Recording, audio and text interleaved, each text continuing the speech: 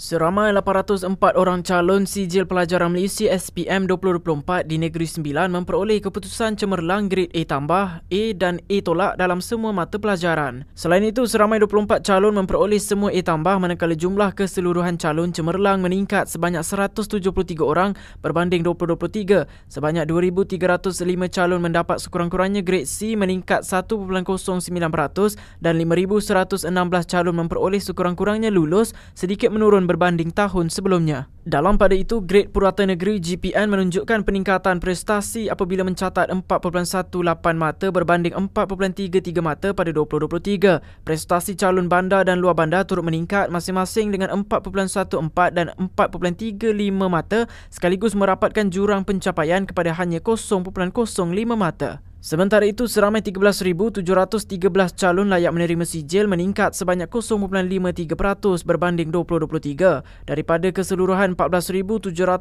calon, seramai 14,552 hadir menduduki peperiksaan dan bilangan yang tidak hadir menurun kepada 190 calon.